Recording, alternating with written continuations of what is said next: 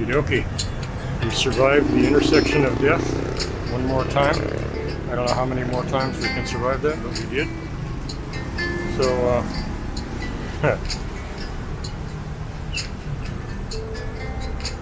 we thank the Great Pumpkin for today for surviving the intersection of death.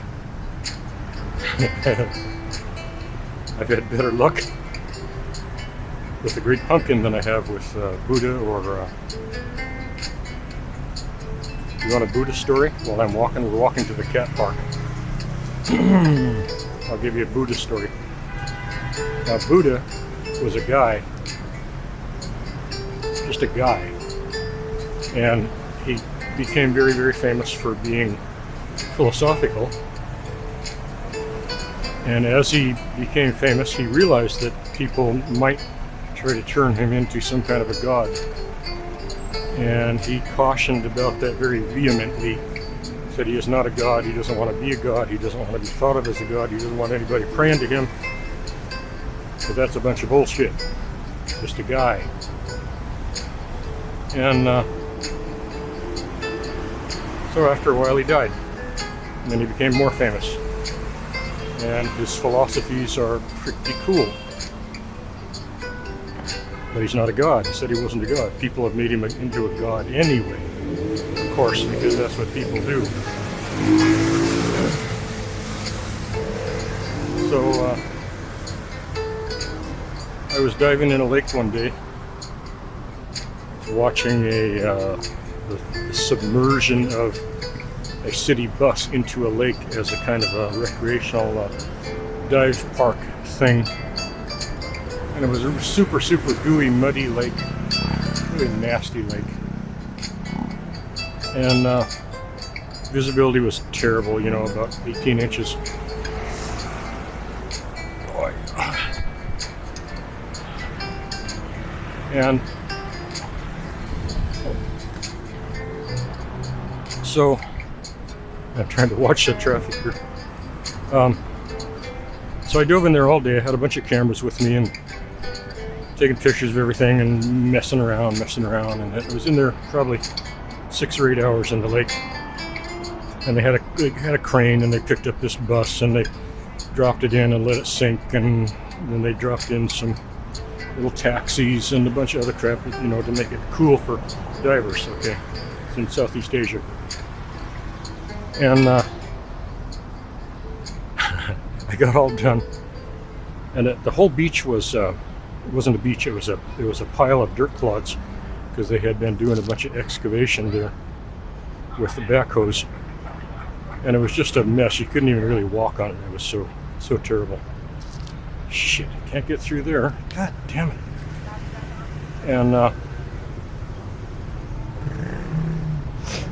so the whole place was a mud hole. It was a clay mud, and it was just as nasty as anything can be. You try to walk in it, and you know, the mud would ball up around your feet, and it would get so bad that your feet were too heavy to lift, and you would have to get like a paint scraper or something like that and carve off enough of this clay mud. If anybody has ever been in clay mud, they know it's evil.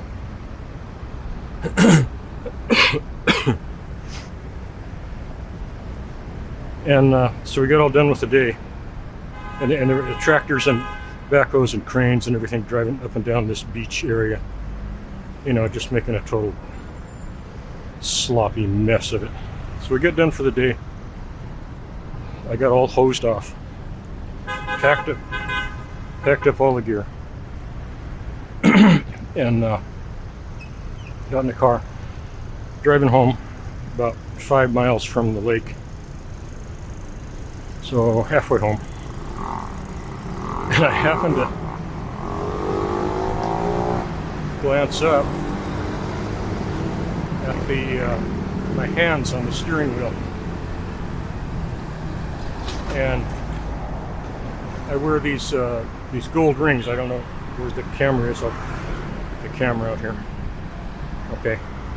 Yeah. Okay. I wear these gold rings. They're pure gold, Thai gold. Pure gold, and they're not horrendously expensive, but you know, they're songbot rings matching two dragons, and you know, probably about $3,000 US a piece, something like that. So there's not like some ladies, you know, prize diamond or anything like that, but $3,000 is $3,000, you know. Okay. And so we're driving along, and I glanced up at my hands on the steering wheel. Only one hand had the ring. The other hand didn't have the ring. I have two. You know, I've got two. And it was like a 5-gallon bucket of ice water over the top of my head. It's like, oh, son of a bitch. Son of a bitch. And I pulled over, mentally retraced my steps for the 8 hours in the lake, and realized that it had almost certainly, you know, when I was mucking around pulling myself along the bottom with bare hands, one of the rings had gotten sucked off in the mud. And so that's $3,000 US just gone. You know, I couldn't even take solace in the notion that someday somebody would find it and be happy, because it's down there on the bottom of this lake, sunk into the mud, and it is as gone could ever be. So I just sat there trying to figure out whether to cry or be angry or what. And Thai girlfriend, she says, let's go back. I said, what the hell? For what? What would be the point of that? And she said, well, maybe we can find it. I said, look, you know, you were there on the beach. You saw me all around all day like that. And you know there's no way anybody's ever going to find one ring on that beach. You put 100 people out there, they're not going to find that ring. And she's like, well, yeah, probably, but you know, what can it hurt? Go back. We had a little mini argument about that, and of course she was Thai, so she won. Drove all the way back to the damn lake. It's all deserted, everybody's gone. And I figured, okay, let's just, you know, she's never going to shut up unless I appease her, and we walk up and down the beach a little bit. And we did for, you know, 20-30 minutes, walked up and down the beach, stumbling over these big clay dirt clods, and nasty place, looked like a war zone. Big trenches left by the backhoes and shit like that. And finally I said, okay, had enough? She gave me this scowling, nasty look, and I took that to mean no, she hadn't had enough. And she stopped right there in the middle of the beach. She turned a little bit away from me and closed her eyes, started mumbling something. I thought, what the hell? She's not praying, you know, she's not Christian, she's Buddhist. What the hell? Who's she praying to? Because, you know, technically you're not supposed to pray to Buddha. He's not a god. Anyway, she stood there for, I don't know, 45 seconds, doing whatever she was doing, mumbling, you know, communing. And I said, what are you doing? And when she finished, she said, talking to Buddha. Up to me. I said, okay. And she got her eyes open, got focused. She turned her head past me to a point probably 40 yards in back of me. And she pointed and she said, there it is. I said, there what is? What the hell are you talking about? Buddha? No, Buddha's dead. She said, no, your ring, there it is. And I turned, I couldn't see shit, too far away from my old dog eyes. And she just started walking towards it. And when we got to a point about 20 yards from it, there it was. It was, it had fallen down this little crack between two big dirt clods about a foot diameter each. And it was half covered in mud. There was just a teensy bit of it. The gold color you could see, but these are, you know, this is real gold, so it's not shiny, it's not sparkly. And we got there, and I reached down and picked it up, and there it was. I swished it off in the water, put it back on, and we drove home. And she didn't think anything of it. She didn't think that was particularly lucky or clever or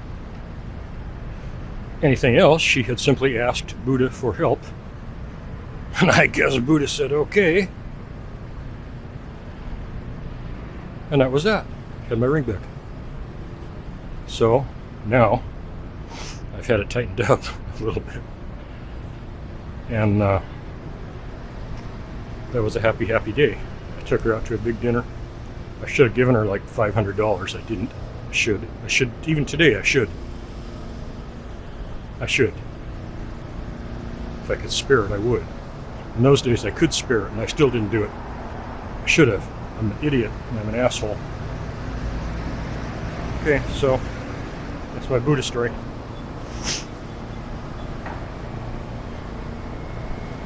I haven't studied Buddhism very much. Never prayed to him. Prayed to the Great Pumpkin. One time he answered me. But, you know, maybe I was really praying to Buddha and I didn't know it. I was 7, I prayed for a broken arm because I thought it would be cool to have a cast that everybody would sign. 3 days later, whammo, broken arm, big cast, everybody signed it. I was cool for 2 weeks, you know. So, praying to somebody works. Can work. I don't know. I mean, you know, what are the odds of that? What are the odds? Okay, I'm gonna go over here and see if we can see Jeevy. And then we'll go look for some cats or something. I've just uploaded to YouTube a little series, half a dozen, a handful of these little shorts. I don't like shorts. I really don't like them. But I did it anyway. I had this video lying around of a serval cat, African serval cat, in a park who really aggressively went after a great big dog. Damn it. And so I made a little 15-second short out of that. Put a stupid quip on it. Made about 6 or 7 variations of it. Uploaded them this morning. And it looks like they're just going viral. So that could be a big thing for my channel. Tin Bears Travel Channel. And that name will remain the same whether it's on YouTube or YouTube pisses us off and we end up posting somewhere else, I don't know, but YouTube pisses us off pretty much every day. No, not every day. Every week, once a week. About once a week we end up thinking, God, is YouTube really worth it? Well, we're still there kind of hanging on. So that's my morning anyway. Watching my shorts go viral. Oh God, it's hot. It's stinking hot. The sun is it's like kryptonite. This equatorial sun. Oh my God, you cannot go out in it. And I'll bet you Jeevy is taking his siesta. I try to visit with Jeevy every day. He's one of the guards. Nice guy, really nice guy. 10 years in Thailand, 10 full years non-stop in Thailand. I've never made a single male friend. There's some shade across here. Not one, not even remotely close to a friend. In the Philippines, I've made a handful of pretty decent male Filipino friends. The women are another matter, but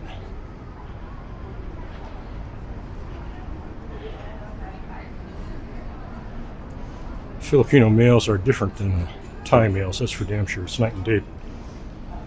Polar opposites.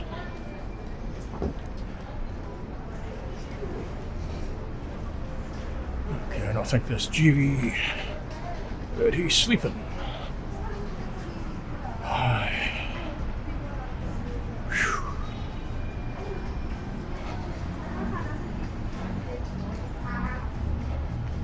Hello. Have you seen GV today? Oh, he's over there? Yeah. Okay. Thanks. Yeah, there he is. Over there lurking around doing something. Go harass him for a while. Last time I saw him was a few days ago. We ate in a restaurant together. And I ended up choking on some damn thing. He thought I was dying. Had to go outside and cough it up.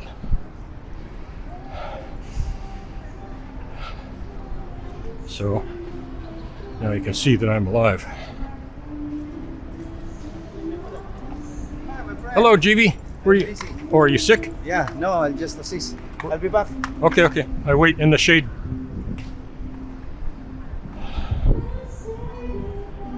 Okay. Well, this is a nice quiet day in High Street. This is High Street, BGC.